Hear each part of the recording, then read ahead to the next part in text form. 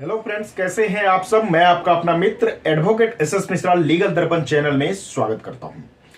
Friends, आज मैं बात करने वाला हूं मेंटेनेंस के बारे में। जी हां, अब कानून बदल गया है।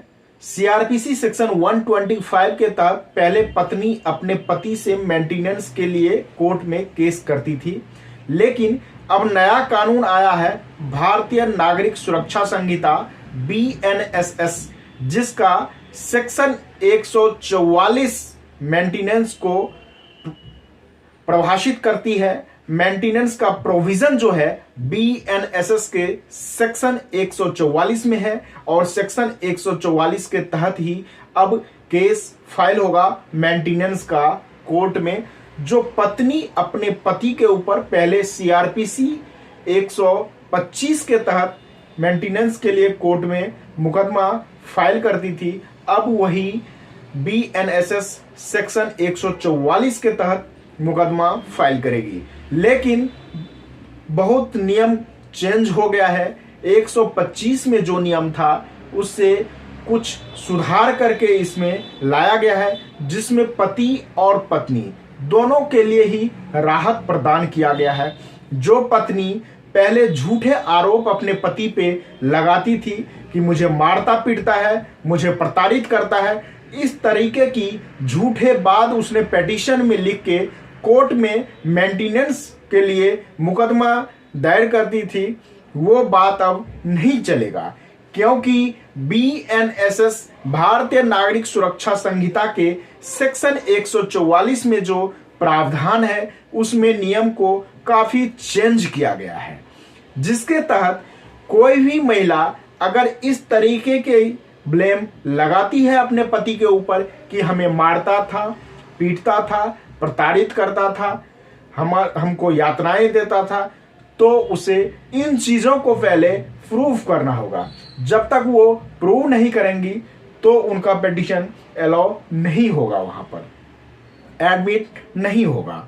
उसके बाद अगर कोई महिला अपने पति से अलग होके मायके में रहती है और मायके जाके अपने पति के ऊपर ये ब्लेम लगाती है कि मुझे ये मारता पीटता था, मुझे यातनाएं देता था, प्रताड़ित करता था, और मायके से ही उसने ये मुकदमा दायर करती है मेंटेनेंस के लिए, अपने भरण पोषण के पैसे के लिए, अपने लिए, अपने बच्चों के लिए, तो उनको सबसे पहले ये साबित करना होगा कि वो आखिर मायके में क्यों रह रही है, किस कारण से मायके में रह रही है।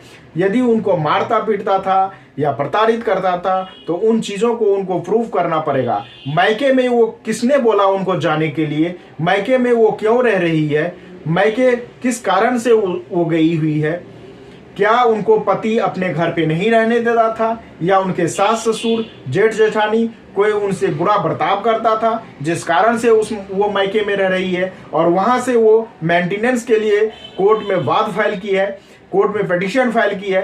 तो इन चीजों को उनको प्रूफ करना होगा, तभी सूट वहां पे, तभी उनका जो पिटीशन है वो पिटीशन मेंटेनेबल होगा, वो एडमिट होगा वहां पे। अगली बात आती है कि अगर महिला कमाती है तो उसको मेंटेनेंस नहीं दिया जाएगा। अगर महिला बोलती है कि मैं तो नहीं कमाती हूं, मुझे मेंटेनेंस चाहिए, तो कोर्ट जो है इन चीजों का पता लगाएगा। यदि महिला ये पाई गई कि उसने कमा रही है, झूठ फूस का कोर्ट में उसने बोली है कि मैं नहीं कमाती हूं, तो उसका वहीं पे पिटीशन उसका डिसमिस हो जाएगा, उसको अलाउ नहीं किया जाएगा। अगली बात है कि महिला यदि पढ़ी लिखी है, अभी देखा जाता था CRPC सेक्शन 125 में जो महिलाएं कोर्ट में मेंटेनेंस के लिए मुकदमा दायर करती थी, तो उसमें देखा जाता था कि महिला हायर एजुकेटेड है, बल्कि पति से ज्यादा पढ़ी लिखी महिलाएं रहती है, फिर भी उसको मेंटेनेंस देना पड़ता था। लेकिन अब इस कानून में जो है ये चीज देखा जाएगा कि अगर महिला पढ़ी लिखी है, अच्छी पढ़ी लिखी है, और वह नौकरी नहीं कर रही है, कुछ नहीं कमा रही है, और पति से मेंटेनेंस लेना चाहती है, तो उसको इन चीजों को भी बताना पड़ेगा कि इतने पढ़े लिखे होने के बाद वो क्यों नहीं कमाती है, वो खुद भी कमा के अपना भरण पोषण कर सकती है, तो पति से वो क्यों मांग रही है।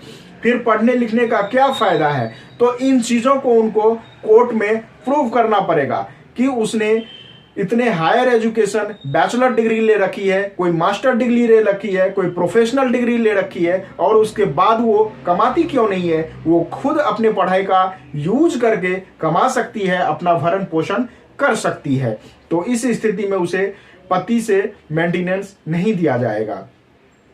अगली बात आती है कि सीआरपीसी सेक्शन 125 में जब कभी महिला मुकदमा करती थी मेंटेनेंस के लिए, तो उसे एडल्ट्री साबित करना होता था। एडल्ट्री का मतलब कि उसका पर पुरुष से कोई संबंध तो नहीं है। लेकिन जो बीएनएसएस का कानून आया है, इस कानून में सिर्फ ये चीज पति को साबित करना होगा कि ये महिला जो है वो किसी गैर मर्द के साथ लव अफेयर है इसका।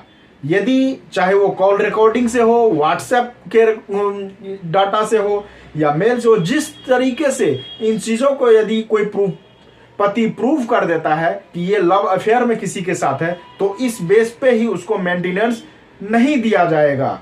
इसके साथ ही पति के लिए भी है कि अगर कोई पति बेरोजगार है और फिर भी उसकी महिला जो है, उसकी पत्नी जो है, उन पे मेंटेनेंस के लिए दावा डालती है, मेंटेनेंस के लिए कोर्ट में पिटीशन फाइल करती है, तो उसको मेंटेनेंस नहीं दिया जाएगा। चूंकि पुरुष बेरोजगार है, लेकिन एक चीज पुरुष में देखा जाएगा कि पुरुष क्यों बेरोजगार है।